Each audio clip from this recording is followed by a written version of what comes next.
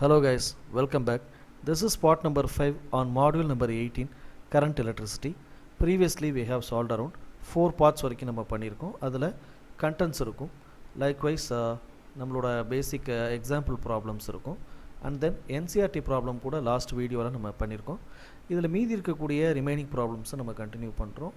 As usual அவர் நம்ம யூஸ்வலாக கொண்டு போகிற டிஸ்க்ளைமருக்கு முன்னாடி நம்ம சொல்ல வேண்டிய விஷயம், இதில் NEET 2024 ஒரு சில விஷயங்கள் இந்த யூனிட்டில் கட் ஆகிருக்கு, லைக் பொட்டன்ஷியோமீட்டர், கலர் ரெசிஸ்டர்ஸ்னு. பட் இருந்தாலும் நம்ம அதை பேஸ் பண்ணி தான் சால்வ் பண்ணி வச்சுருக்கோம். ஒய் பிகாஸ் ஆஃப் ஜேடபிள்யூ ஆஸ்பிரன்ஸுக்கு அது அஃபெக்ட் ஆகக்கூடாதுங்கிறதுக்காக சால்வ் பண்ணியிருக்கோம். அதனால் ஜேடபிள்யூ ஆஸ்பிரன்ஸ் உங்களுக்கு தேவைப்படும். நீட் ஆஸ்பிரன்ஸ் அவங்களுக்கான சிலபஸுக்கு நான் உங்களுக்கு கொஸ்டின் ஆரம்பிக்கிறதுக்கு முன்னாடி அதை சொல்லிவிட்டே நான் சொல்லிடுறேன். Now we are going with NCERT continuous problems. Our enquiry form is given in the description box. தேவைப்பட்ட fill பண்ணிக்கங்க. Please support us by liking this content, sharing this content, putting comments in the comments box. உங்கள் friends and family share பண்ணுங்க என்பதை சொல்லி வீடியோக்குள் போகலாம்.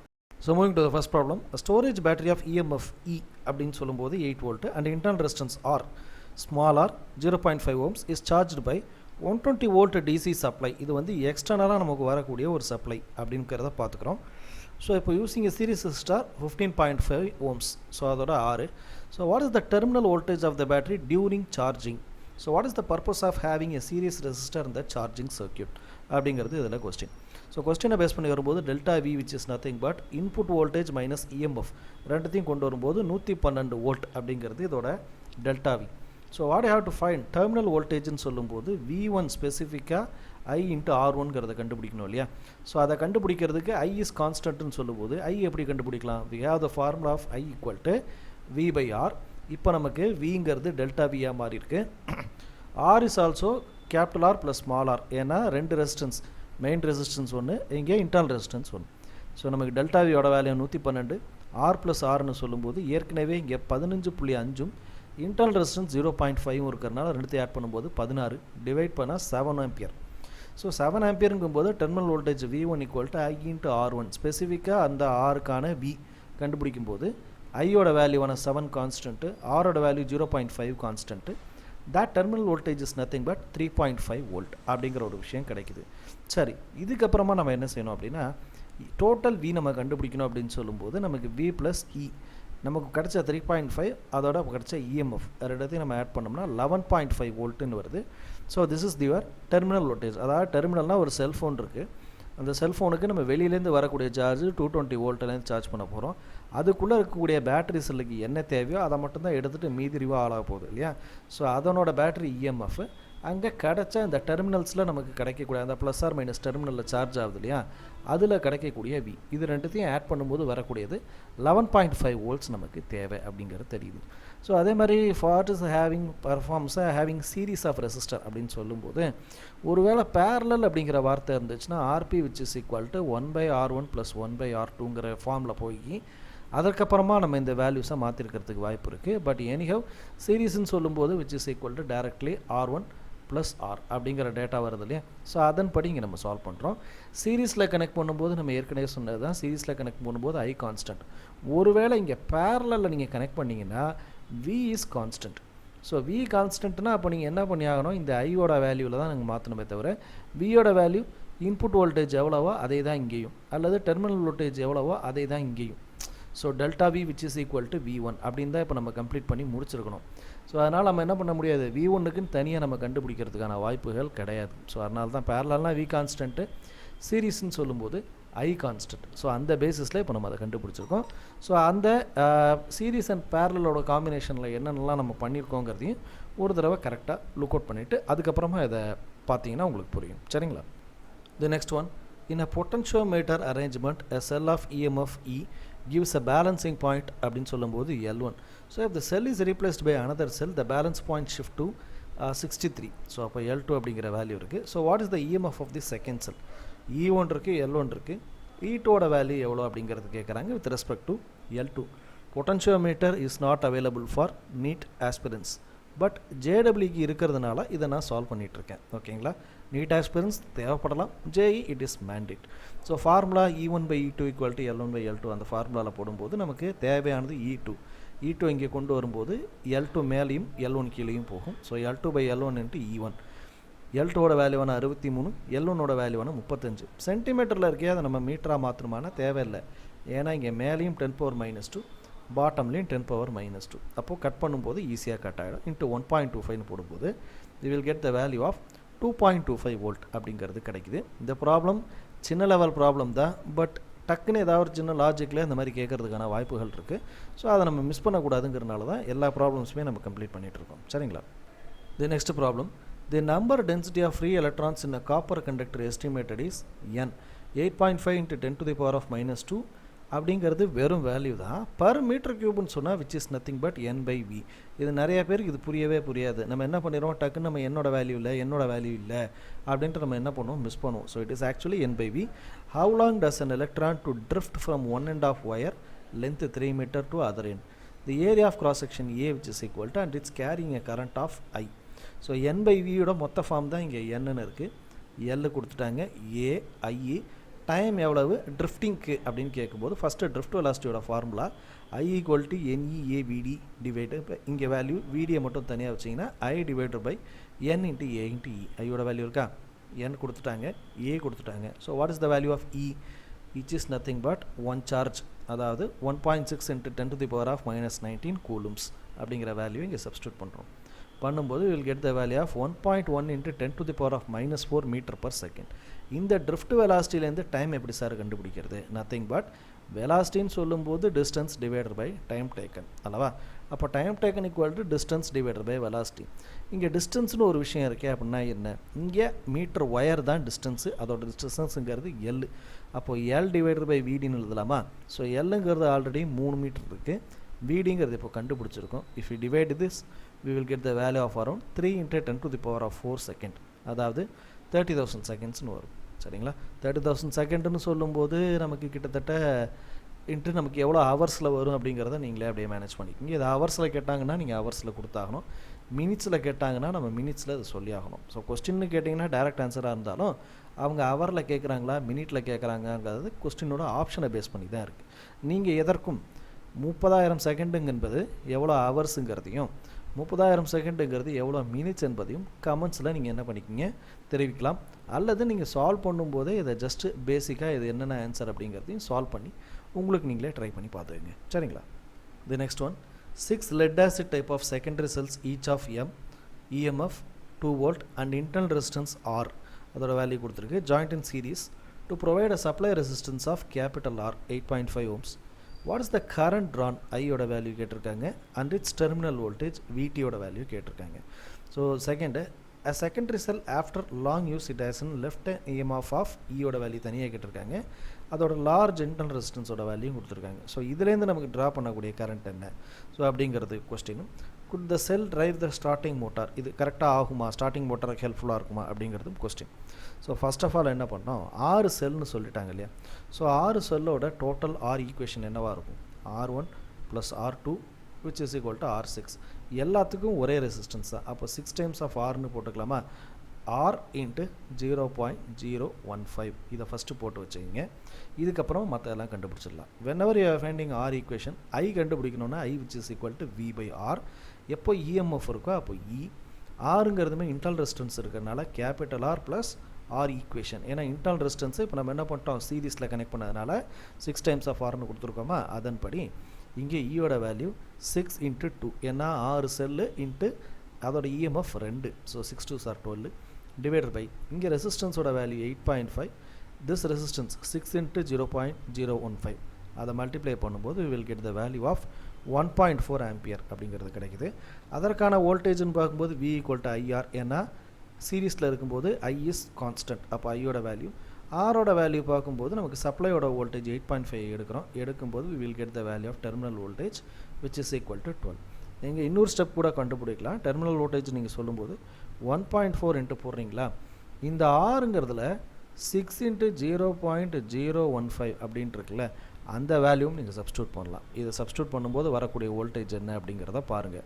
So ஆக்சுவலாக terminal வோல்டேஜ்னு சொல்லும்போது வரக்கூடிய அவங்க வேல்யூ தான் அவங்க பார்க்குறாங்க. நம்ம என்ன செஞ்சாகணும்னா இன்டர்னல் ரெசிஸ்டன்ஸோட வேல்யூவும் நீங்கள் எடுக்கலாம். சரியா? ஸோ இந்த வேல்யூலையும் எடுக்கலாம். எடுக்கிறது மோஸ்ட் ப்ராபப்ளி இதான் கரெக்டாக இருக்கும். இது நமக்கு சப்ளையோட வோல்டேஜ் தான் இருக்குது. நமக்கு டெர்மினல் வோல்டேஜ் வேணும் அப்படின்னா V1 which is equal to I into R1 அல்லவா.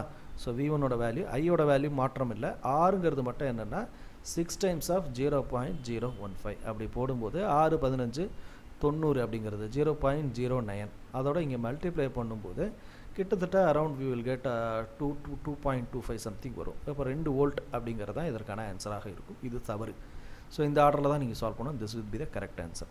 Next second step. செகண்ட் டெஸ்ட்டில் அதுக்கப்புறம் 1.9 ஒன்று கனெக்ட் ஆகிருக்கு, இன்டர்னல் ரெசிஸ்டன்ஸ் 318 கனெக்ட் ஆகிருக்கு. அப்போ இதை கண்டுபிடிக்கும் போது no problem, I equal to E/R. ஈயோட வேல்யூ டைரக்ட், ஆரோட வேல்யூ டைரக்ட். ஸோ இந்த வேல்யூ எடுத்திங்கன்னா will get the value of 0.005 ampere அப்படிங்கிறது. ஸோ இது போதுமா நமக்கு ஸ்டார்டிங் மோட்டார் கனெக்ட் பண்ணுறதுக்கு அப்படின்னா, ரெசிஸ்டன்ஸ் உங்களுக்கு எவ்வளோக்கு எவ்வளோ அதிகமாக இருக்கோ அவ்வளோக்கெவ்வளோ இங்கே உங்களுக்கு கரண்ட் குறையுது.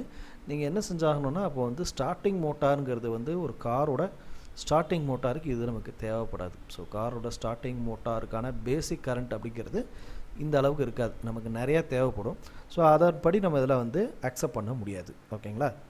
த nominal voltage to start is 12 வோல்ட்டாவது மினிமம் இருக்கணும். ஆம்ஸை பொறுத்த மட்டும் அரௌண்டு 100லேருந்து 400 ஆம்ஸாவது இருக்கணும். ஸோ அப்படி இருந்தால் மட்டும்தான் we can drive a car அல்லது ஸ்டார்டிங் மோட்டார், காரோட ஸ்டார்டிங் மோட்டார் நம்ம லாட் பண்ணுறதுக்கு இந்த ஸ்டஃப்பில் நமக்கு ஆன்சர் தேவை அப்படிங்கிறதையும் ப்ளீஸ் கீப் தட். இது நமக்கு ஜென்ரல் ஜிகே கொஸ்டின் தான், பட் இருந்தாலும் தெரிஞ்சிருக்கணும் இல்லையா, அதுக்காக நம்ம சொல்லியிருக்கோம். Okay. The next one is a theoretical part. A steady current flows in a metallic conductor of non-uniform cross section. Which of these quantities is constant along the conductor? Current, current density, electric field, drift. So கான்ஸ்டன்ட்னு எப்போ சொன்னாலும் current voltage அதை ரெண்டு தான் constant. மற்ற எல்லாமே with respect to area base பண்ணியிருக்கு. ஜேக்கிறது கரண்ட் இன்டென்சிட்டி I/A, எலக்ட்ரிக் ஃபீல்டுங்கிறது KQ/R² depend on radius. Drift velocity is also depend on 1/NA. அதனால் என்ன ஃபார்முலா, I/N × A × E அப்படிங்கிற ஃபார்முலாவில் ஏரியாவுக்கு வந்துடுது. ஸோ அதனால் ஏரியா பேஸ் பண்ணி தான் இது மூணுமே இருக்குது. ஸோ ஏரியாவுக்கு அதே போல் next one, if Ohm's law is universally applicable for all conducting elements, if not give the example of elements which does not obey Ohm's law அப்படின்னு பார்த்தீங்கன்னா இருக்குது. வேக்கம் டயோடு, செமிகண்டக்டர்ஸ் டயோடு, இந்த மாதிரி விஷயங்கள்லாம் அதுக்கு தான் தேவை, நான் ஓமிக்கு. ஏன்னா ரெசிஸ்டன்ஸ் பேஸ் பண்ணி இல்லாத விஷயங்கள் அதெல்லாம், ஏன்னா அதெல்லாம் டிபெண்ட் ஆகிறது எலக்ட்ரான்ஸ் அண்டு வாய்ட்ஸ், இது ரெண்டுத்தையும் பேஸ் பண்ணி இருக்கக்கூடியது. அதில் நமக்கு ரெசிஸ்டர்ஸுக்கு வேலை கிடையாது. மூணாவது, a low voltage supply from one which needs high current must have very low internal resistance. Y. பொதுவாகவே நமக்கு லோ வோல்டேஜ் வரும்போது எங்கேயுமே நமக்கு கரண்ட் பவர் சப்ளை இருக்காது. என்ன காரணம் அப்படின்னு கேட்டிங்கன்னா, ஓம்ஸ் லா தான் அதை டிரைவ் பண்ணுது. I which is equal to V/R. உங்களுக்கு I ப்ராப்பராக இருக்கணும் அப்படின்னா ஆரோட வேல்யூவும் வியோட வேல்யூவும் கரெக்டாக இருக்கணும், ஆர் லோவாக இருக்கணும். ஸோ வோல்டேஜும் கரண்ட்டும் ப்ராப்பராக வந்து ரெசிஸ்டன்ஸ் கரெக்டான அளவில் டிக்ரீஸ் ஆகியிருந்துச்சுன்னா இந்த விஷயங்கள் நடக்கும். எப்போ உங்களுக்கு லோ பவர் வருது, லோ கரண்ட் வருது அப்படின்னு சொன்னாலே அந்த இடத்துல ரெசிஸ்டன்ஸ் அதிகமாகிடும். அப்படி ஆச்சுனாலே என்னாகும், உங்களுக்கு இம்பேலன்ஸ் கிரியேட் ஆகி ஆட்டோமேட்டிக்காக மெட்டீரியல் ஃபியூஸ் அவுட் ஆகிடும். ஸோ அதுதான் யூஸ்வலாக நடக்குது. அந்த கண்டிஷன்லேயும் சப்போஸ் எனக்கு லோ வோல்டேஜில் இருக்குது, ஸோ லோ வோல்டேஜ் லோ கரண்ட்டில் இருக்குது அப்படின்னு சொல்லும்போது what should I do to run my TV or anything அப்படின்னா, technically not possible. I equal to V/R இல்லையா, இது நமக்கு டவுன் ஆனால் இங்கே ரெசிஸ்டன்ஸ் இன்க்ரீஸ் ஆகணும்ல, இன்டர்னல் ரெசிஸ்டன்ஸ். அதை நம்ம எப்படியாவது லோ பண்ணிட்டோம் அப்படின்னா, சம்ஹவ் அதை மட்டும் நம்ம வந்து ரொம்ப அதிகமாகாத அளவுக்கு கரெக்டாக பார்த்துக்கிட்டோம் அப்படின்னா we can run an electronic system. But technically that is not possible. Theoretically அதை வந்து பண்ண முடியுமே தவிர, இதை லோ இன்டர்னல் ரெசிஸ்டன்ஸ் நம்ம கொண்டு வரது மூலமாக வேணால் அதை அச்சீவ் பண்ணலாம். பட் தட் இஸ் ஆல்சோ என்ன சொல்கிறது, practically not possible. Next, a high tension supply say 6 kV must have very large internal resistance. Why? என்ன காரணம்னா, யூஸ்வலாக இந்த சர்க்கியூட் வந்து ஷார்ட் சர்க்கியூட் ஆகிடுச்சு அப்படின்னா, ஃபார் எக்ஸாம்பிள் ஆகாமல் ஆக்சிடென்டலாக ஆகிடுச்சு அப்படின்னா, ஏதாவது என்ன பண்ணலாம், ஸ்டே ஒயர் மேலே படலாம், இல்லை மழை நேரத்தில் நம்ம வேறு ஏதாவது ஹியூமன் டிஸ்டர்பன்சஸ் மூலமாக ஹை டென்ஷன் கேபிள்ஸ் மட்டும் வந்து பார்த்திங்கன்னா நல்லா பெருசாக இருக்கும், ரொம்ப லார்ஜ் அமௌண்ட்டில் இருக்கும். சரிங்களா, நீங்கள் பார்த்துருப்பீங்க. அது நம்மளால் ஹியூமன் ஆக்சஸ்க்கு இல்லாத அளவுக்கு தான் இருக்கும், பெரிய பெரிய டவரில் இருக்கும். ஸோ மேபி எனி லைட்னிங்கோட எஃபெக்ட்னால டிஸ்டர்ப் ஆகி இங்கே ஒயரில் ஏதாவது டிஸ்டர்பன்ஸ் ஆச்சுன்னா ஷார்ட் சர்க்யூட் ஆகும். அப்படி ஷார்ட் சர்க்யூட் ஆகிற நேரத்தில் நமக்கு ரெசிஸ்டன்ஸ் வந்து இன்டர்னல் ரெசிஸ்டன்ஸ் ஹையாக இருக்கும்போது மட்டும்தான், ஸ்மாலர் ஹையாக இருந்தால் மட்டும்தான் என்ன ஆகும்னா சேஃப்டி லிமிட்டோட கரண்ட் பாஸ் ஆகும். அப்படி இல்லை அப்படின்னு சொல்லிட்டிங்கன்னா எக்ஸஸாக போயிடும், அதோட சேஃப்டி லிமிட்டை தாண்டி. அதில் எக்ஸ்பீரியன்ஸ் ஆகக்கூடிய எந்த ஹியூமன் லைஃப், எந்த உயிர் அந்த இடத்துல போய் டச் பண்ணாலும் அவுட்டு. அதுலேருந்து வரக்கூடிய கரண்ட்டை எக்ஸ்பீரியன்ஸ் பண்ணுற எல்லாருக்குமே அது மிகப்பெரிய டேமேஜை ஏற்படுத்தி விட்டுரும். ஸோ இது ஒரு கொஸ்டின், இதுக்கான இப்படி ஒரு ஆன்சர் இந்த டைப்பில் வரும். தியரட்டிக்கல் கொஸ்டின்ஸுக்கும் பாசிபிள் இருக்குது. ஏன்னா இதில் அசர்ஷன் அண்ட் ரீசன் டைப்பில் கொஸ்டின் இருக்குல்ல, அதில் இந்த மாதிரியான கொஸ்டின்ஸ்லாம் கேட்கப்படும். அதனால் தியரியும் கொஞ்சம் ஸ்ட்ரென்தன் பண்ணிக்கிறது நல்லது. சரிங்களா? The next question, true or false மாதிரியான question. Alloys of metal usually have greater அல்லது less resistivity than their constituent metals. இதில் greater less usually. Alloys of metal usually have greater resistivity than their constituent metal. Alloys of metalனா இப்போ நார்மலாக இருக்கக்கூடிய ரெண்டு alloys நம்ம join பண்ணுறோம் அப்படின்னு சொல்லும்போது அதோட சேர்மம் ஆனால் அலாய்க்கு அதிக ரெசிஸ்டிவிட்டி இருக்கும். தனிமமாக இருக்கிறத விட கம்பேர் பண்ணும்போது இட் வில் பி கிரேட்டர், அதிகமாகவே இருக்கும். அடுத்து, alloys usually have dash or dash temperature coefficient of resistance than pure metals அப்படின்னு சொல்லும்போது ஆல்ஃபாவை பொறுத்த மட்டும் இட் இஸ் ஆல்வேஸ் லோ. அலாய்ஸை பொறுத்த மட்டும் thermal coefficient பொறுத்த மட்டும் it is very very low compared to their pure metals. அதே போல் the resistivity of alloy manganene okay is nearly independent of dash increases rapidly with the increase in temperature. அதில் எது கரெக்டுனா the resistivity of alloy is nearly independent of increase of temperature. இது டெம்பரேச்சரை base பண்ணி இது ஒரு resistance இருக்காது. So it is depend upon rho L by A அப்படிங்கிற ஆப்ஷனில் நீங்கள் ரெசிஸ்டிவிட்டியில் rho which is equal to R into A by L அப்படின்னு நீங்கள் போடும்போது இட் பேஸ்ட் ஆன் ரெசிஸ்டன்ஸ் அந்த ஏரியா அந்த ஏர் லென்த் இதை பேஸ் பண்ணியிருக்கும். Nearly independent of its increase in temperature பேஸ்ன்னு சொல்லும்போது R which is equal to R naught into 1 + alpha into delta டிங்கிற ஆப்ஷன் படி இந்த டெம்பரேச்சரோட இம்பேக்ட் ஆரில் வந்து இந்த ஆரோட இம்பேக்ட்னால உங்களுக்கு ரோக்கும் சான்சஸ் இருக்குது இல்லையா?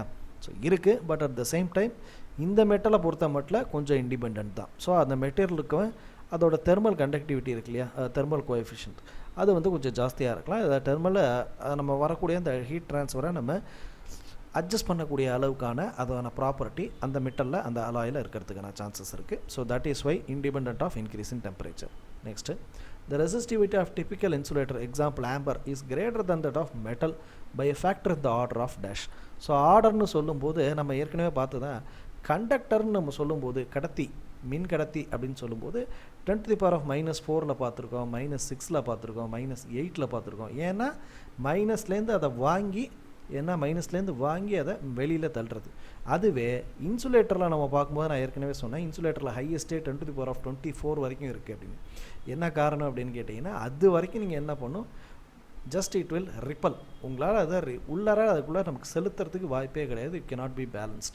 ஸோ அதனால தான் என்ன பண்ணுறாங்க இந்த ஆர்டர் ஆஃப் 10⁻22 வரைக்கும் இருக்கும். Usually it is on above 10⁻22 வரைக்கும் இருக்கும். ஸோ அதுதான் அதுக்கான statement. 10⁻22 is correct. So the maximum limit அப்படின்னு சொல்லும்போது 10⁻22 அப்படிங்கிறத பார்க்குறோம்.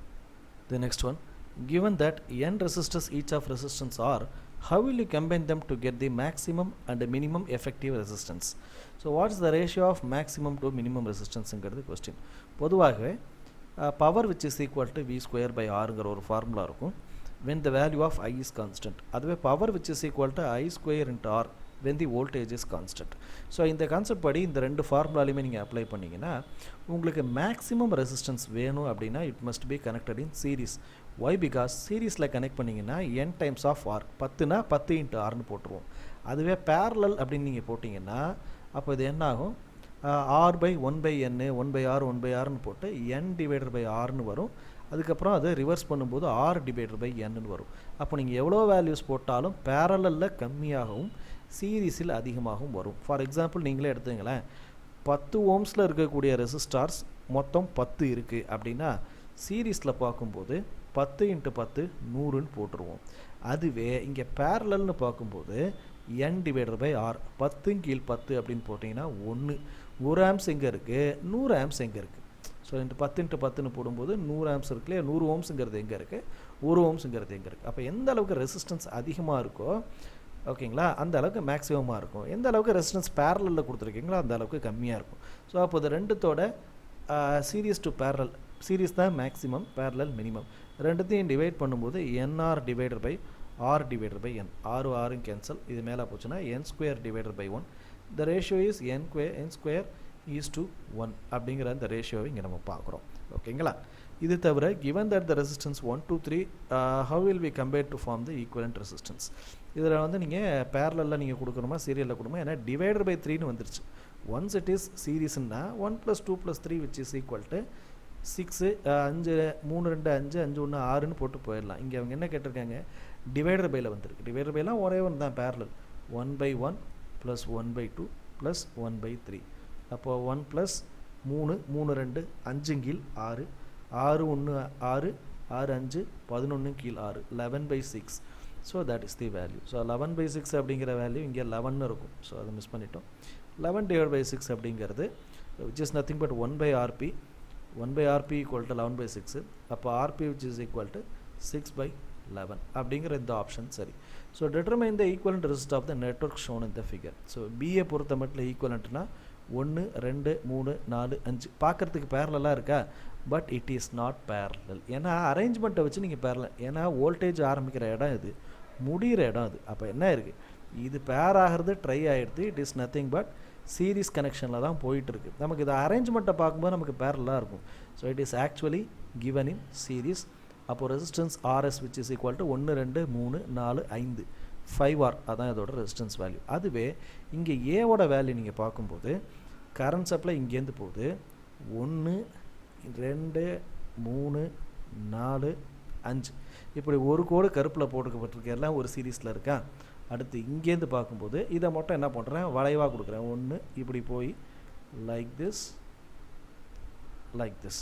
ஸோ அப்படி வருதா. அப்போ நமக்கு இதில் என்னென்னலாம் வேல்யூஸ் ஒன்றா வருதோ அது எல்லாத்தையும் சீரீஸில் ஃபஸ்ட்டு போடுங்க, அப்புறம் இதோட சீரீஸ் போடுங்க. அப்போ இது ரெண்டும் என்னவாக இருக்குது அப்படின்னா பேரலல். ஓகே, அதன்படி நீங்கள் சால்வ் பண்ணிங்கன்னா உங்களுக்கு ஆன்சர் கிடைக்கும்.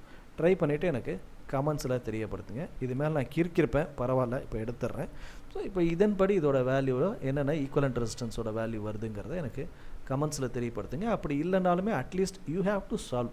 கண்டிப்பாக நீங்கள் சால்வ் பண்ணி பார்க்கணும். அப்படி பண்ணும்போது உங்களால் நிறைய கேள்விகள் வரும். அந்த கேள்விகளை என்கிட்ட நீங்கள் கமெண்ட்ஸ் மூலமாக தெரியப்படுத்தலாம். சரிங்களா. Determine next question. Determine the current drawn from 12 volt supply with internal resistance 0.5 by the infinite network shown in the figure. Each resistance has 1 ohms resistance. இங்கே இருக்கிறது எல்லாமே 1 ohms தான். நம்ம கண்டுபிடிக்க வேண்டியது I which is equal to V divided by R னு யூஷுவலாக போடலாம். internal resistance இருக்கிறனால E divided by R plus R தான் எடுக்கணும். EMF ஓட வேல்யூ கூட நம்ம கண்டுபிடிச்சிக்கலாம். பிகாஸ் இந்த EMFங்கிறது 1 வோல்ட்டோட சப்ளையை நம்ம டேரெக்டாக ஈன்னு கூட எடுத்துக்கலாம். ஸோ இங்கே ஆறுங்கிறது ஈக்குவலண்ட் கண்டுபிடிக்கணும் இல்லையா. ஸோ ஃபர்ஸ்ட் ஆஃப் ஆல் இந்த சர்க்யூட்லேருந்து நம்ம ஆர் ஈக்குவலண்ட் கண்டுபிடிக்கிறதே பெரிய ப்ராசஸ். அதுக்கப்புறமா மற்ற எல்லாம் பண்ணணும். So how to solve this. First of all இது ஒரு பக்கம் ஓப்பனில் ஒரு எண்டு போயிட்டுருக்கு, இன்னொரு பக்கம் இன்னொரு எண்டு போய்கிட்டு இருக்குது. It's like this. இப்போ இதில் நான் எப்படி எடுக்கிறது. ஸோ ஃபர்ஸ்ட் ஆஃப் ஆல் நான் இந்த சர்க்யூட்டை மட்டும் எடுக்கிறேன்னு வைங்க. ஸோ அங்கே சர்க்கிள் பண்ணியிருக்கேன் 1 1 1ன்னு 3 எடுக்கிறேன். இப்போ இந்த சர்க்யூட் இங்கே க்ளோஸில் இல்லாமல் இருக்கேன். இப்போ நான் என்ன பண்ணுறது. சரி, இதை முடித்ததுக்கப்புறம் மீதி இருக்கக்கூடியது மொத்தம் 1 2 3 4 5 காலம்ஸ் இருக்குது. இது நான் எப்படி டோட்டல் ரெசிஸ்டன்ஸை கனெக்ட் பண்ணுவேன். ஸோ ஃபர்ஸ்ட் ஆஃப் ஆல் முதல் விஷயம், இந்த முதல் சர்க்யூட் இருக்கு இல்லையா, அதை மட்டும் எடுத்து இங்கே 1 2 3ன்னு சால்வ் பண்ணுறேன். இங்கே நடுப்புற இந்த இடத்த எக்ஸ்ன்னு வைப்போம். So how to solve this அப்படின்னு பார்க்கும்போது first of all 1/RP equal to this 1/X plus 1/R3. இந்த எக்ஸை கூட என்னென்னு பண்ணலாம், அதுவும் ஒன் ஆஃப் த ரெசிஸ்டன்ஸ் தானே. ஆர்னு எடுத்திங்கன்னா 1/R ப்ளஸ் 1, அப்போது 1 plus R divided by R. இதை ரிவைட் பண்ணும்போது R divided by R plus 1. அடுத்து RS. இங்கே RSன்னு ஆல்ரெடி RP கண்டுபிடிச்சாச்சு. R1 plus R2 plus this value of RP. இது மூணுத்தையும் ஆட் பண்ணும்போது 1 1 2 R பை R ப்ளஸ் 1. இதை மல்டிப்ளை பண்ணிங்கன்னா 2R ப்ளஸ் 2 ப்ளஸ் R, அதாவது 3R plus 2 divided by R plus 1ன்னு வரும். இங்கே நம்ம என்ன செய்யணும்னா, இந்த சீரீஸ் இருக்குல்ல, இதை நம்ம ஆல்ரெடி இங்கே நம்ம கண்டுபிடிச்சிருக்கோம்ல, இதை எக்ஸ்ன்னு தான் வச்சுருக்கோம். அதே வேல்யூ ஆஃப் ஆர்ன்னு தான் எடுக்கணும். ஏன்னா மீதி இருக்கிற செல்லுக்கு இதான் காமன். ஸோ இதை எடுத்துட்டிங்கன்னா மீதி இருக்கிற எல்லா செல்லுக்கும் அதே தான் காமன். அப்போ இந்த வேல்யூ மல்டிப்ளை பண்ணால் R into R plus 1 equal to 3R plus 2, R into R, R square, R into 1, R. So இதை மைனஸ் பண்ணிங்கன்னா R square minus 2R minus 2 equal to 0. Then R which is equal to 1 plus root 3. அது எப்படி sir வந்துச்சுன்னா, as usual B equal to minus B plus R minus square root of B square minus 4AC divided by 2A. இந்த ஸ்டஃப்பில் எக்ஸோட வேல்யூக்கு பதிலாக ஆரோட value நீங்கள் substitute பண்ணிங்கன்னா 1 plus root 3 ohms அப்படிங்கிற வேல்யூ உங்களுக்கு கிடைக்கும். ஸோ இதன்படி நீங்கள் இந்த வேல்யூ கொடுத்துடலாம். இப்போ வரைக்கும் நம்ம என்ன பண்ணியிருக்கோம்னா ஆர் ஈக்குவல் மட்டும்தான் கண்டுபிடிச்சிருக்கோம். ஆர் ஈக்குவலண்ட்டோட வேல்யூ மட்டும்தான் இப்போ நம்ம கண்டுபிடிச்சிருக்கோம். இதுலேருந்து நம்ம என்ன செஞ்சாங்கன்னா ஐ கண்டுபிடிக்கணும். So how to find the value of ஐனா, ஏற்கனவே இருக்கக்கூடிய இது நம்ம ஆரோட வேல்யூ 1 ப்ளஸ் 1.7 அப்படிங்கிற மாதிரி ரெண்டுத்தையும் ஆட் பண்ணிங்கன்னா 2.7ன்னு வந்துடும். ஸோ 1 plus 1.732 ஏன்னா ரூட் 3 ஓட value 1.7 which is equal to 2.7 ohmsனு வரும் R equivalent. இதுக்கப்புறமா ஐயோட ஃபார்முலாவில் சப்ஸ்டியூட் பண்ணும்போது விங்கிறத விட ஈன்னு சொல்லணும் இஎம்எஃப் வியும் ஒரே வேல்யூ தான் இருக்குது, சப்ளைன்னு டேரெக்டாக கொடுத்ததுனால 12 வோல்ட்டை எடுத்துக்கிறோம். டிவைடட் பை ஆரோட வேல்யூ 2.7, இன்டர்னல் ரெசிஸ்டன்ஸ் 0.5. இதை டிவைட் பண்ணும்போது we get the value of 3.7 ampere அப்படிங்கிற வேல்யூ கிடைக்குது. ஸோ இந்த மாதிரியான கொஸ்டின் சால்வ் பண்ணும்போது ரொம்ப நீங்கள் காஷியஸாக எடுக்கணும். இந்த ஒரு யூனிட்டை ப்ராப்பராக எடுத்து கடைசியாக நீங்கள் ஒரு RSன்னு ஒன்று கண்டுபிடிப்பீங்க, அதை மட்டும் Rன்னு வைக்கணும். வச்சு அதுக்கப்புறமா நீங்கள் மற்ற விஷயத்தெலாம் சால்வ் பண்ணிங்கன்னா you will get the answers easily. So இதான் இந்த கொஸ்டினோட முக்கியமான ஒரு ஹிண்ட். இந்த ஹிண்ட் தான் என்ன பண்ணுவாங்க, நிறைய பேர் மிஸ் பண்ணுவாங்க. அதனால தான் நான் திருப்பி என்ன சொன்னேன், முதல்ல எடுக்கும்போது இது Rன்னு எடுங்க, அதுக்கப்புறம் இங்கே RSன்னு எடுக்கும்போது இங்கே RSங்கிற ஃபைனல் வேல்யூ வரும்போதும் ஈக்குவலண்ட் வருது இல்லையா, அதையும் கிட்டத்தட்ட Rன்னே எடுங்க. அப்படி எடுத்தால் தான் பாட்டமில் இருக்கிறத தான் நீங்கள் மல்டிப்ளை பண்ணி கொண்டு வரும்போது we will get the final value of R equivalent. சரிங்களா? So the last problem based on potentiometer. Figure shows 2 volt potentiometer used for determination of internal resistance of 1.5 cell. So E ஓட value நம்ம சொல்லும்போது இங்கே E1ங்கிறது 2, E2 அப்படின்னு சொல்லும்போது 1.5 volt அப்படிங்கிறத பார்க்குறோம். தி balancing அப்படின்னு சொல்லும்போது L1ஓட வேல்யூ 76. இப்போ இதில் ஒரு ரெசிஸ்டார் 9.5 யூஸ் பண்ணும்போது இந்த balance shift to L2 E/6.4. இப்போ இந்த லென்த் ஆஃப் த பொட்டன்ஷியோமீட்டர் இப்போ நம்ம இன்டர்னல் ரெசிஸ்டன்ஸ் கண்டுபிடிக்கணும். பொதுவாகவே நம்ம E1 divided by E2 which is equal to L1 divide by L2ங்கிறது பொட்டன்ஷியோமீட்டருக்கு. அகைன் ஐ டு டிஸ்க்ளோஸ் இது NEET 2024 பேட்சஸுக்கு not needed, it is needed for JEE. அதையும் இந்த டிஸ்க்ளைமர் சொல்லிவிட்டு இந்த சம்ம சால்வ் பண்ணிக்கலாம். So E1 by E2 equal to L1 by L2ன்னு போடும்போது நம்ம அன்னோன் லென்த்தை நம்ம கண்டுபிடிக்கிறதுக்காக நம்ம பயன்படுத்தலாம், இல்லை அன்னோன் EMF எதாவது கொடுத்துருந்தாங்கன்னா கண்டுபிடிக்கலாம். இங்கே நமக்கு E1 E2வும் கிடச்சாச்சு, L1 L2வும் கண்டுபிடிச்சாச்சு. So what you have to supply அப்படின்னு கேட்கும்போது இன்டர்னல் ரெசிஸ்டன்ஸ். ஸோ அதுக்குன்னு ஒரு ஃபார்முலா இருக்கு இல்லையா, small R equal to capital R into L1 minus L2 by L2. இந்த இடத்துல ஒரு இடத்துல கூட EMF 1ம் தேவையில்லை, EMF 2வையும் நம்ம பயன்படுத்தலை. ஸோ கேபிட்டல் ஆரோட வேல்யூ 9.5, L1 மைனஸ் L2ன்னு சொல்லும்போது 76 மைனஸ் 65. ஸோ டிவைடட் பை இங்கே 76.3 76னும் 64.8ங்கிறது 65னும் போட்டேன். இதை மைனஸ் பண்ணி டிவைடட் பை 65 போடும்போது internal resistance value is 1.68 probably equal to 2 ohms அப்படிங்கிற மாதிரி இந்த ஆன்சரை நம்ம ஃபைனலைஸ் பண்ணிடுவோம். சரிங்களா? இப்படியான ஆன்சர்ஸ் கூட நமக்கு என்ன ஆகும் அப்படின்னா வரும். இன்டர்னல் ரெசிஸ்டன்ஸை பேஸ் பண்ணி JEE ஆஸ்பிரன்ஸுக்கு சின்ன கொஸ்டின்ஸ் தான், EMFே இல்லாமல் நம்ம இதை கண்டுபிடிக்கிறதுக்கான ஸ்கோப்ஸ் இருக்கு இல்லையா, அதனால தான் அதையும் நான் சொல்லிட்டேன். பொட்டன்ஷியோமீட்டரில் இவ்வளோ தான், இதுக்கு மேலே இதில் ஒன்றும் பெருசாக இந்த 2 மெத்தடை தாண்டி வேறு எந்த மெத்தடும் வராது. அந்த ஃபார்முலாஸ் மட்டும் கரெக்டாக ரெஃப்ரெஷ் பண்ணிட்டீங்கன்னா போதும் அப்படிங்கிறது என்னோட ஒரு நம்மளோட சொல்லக்கூடிய விஷயங்கள். So we have came to the end of this part. இதோட நமக்கு NCERT ப்ராப்ளம்ஸ் நம்ம கம்ப்ளீட் பண்ணிட்டோம். அடுத்த அப்கமிங் வீடியோஸை பொறுத்த மட்டும் நம்ம will be dealing with MCQs. நான் ஆஸ் யூஷுவல் சொன்ன மாதிரி நீட்டுக்கு மட்டும் நம்மளோட ட்ரைனிங் கிடையாது, JEEக்கு தேவையான அட்வான்ஸ் லெவல் ப்ராப்ளம்ஸும் சேர்த்து தான் நம்ம சால்வ் பண்ணுறோம். அதனால் ஆஸ்பிரன்ஸுக்கு நான் சொல்லும்போது எதெல்லாம் இல்லையோ அதை நான் டிஸ்க்ளைமர் மாதிரி சொல்லிவிட்டு JEEக்கு இது தேவை அப்படிங்கிறது நான் சேர்த்து தான் சொல்ல போகிறேன். ஏன்னா 2 பேருக்கும் சேர்த்து தான் கொடுக்குறோம். அட்வான்ஸ் லெவல் ப்ராப்ளம்ஸ் நிறைய பண்ணோம் இல்லையா, ஸோ அதற்காக அந்த பேசிஸில் தான் கொண்டு வரோம். Keep following. Enquiry form description பாக்ஸில் கொடுக்கப்பட்டிருக்கு, தேவைப்பட்டுச்சுன்னா ஃபில் பண்ணுங்கள். Please support us by liking this content, sharing this content, putting comments in the comments box. Thanks for watching this video. Thank you.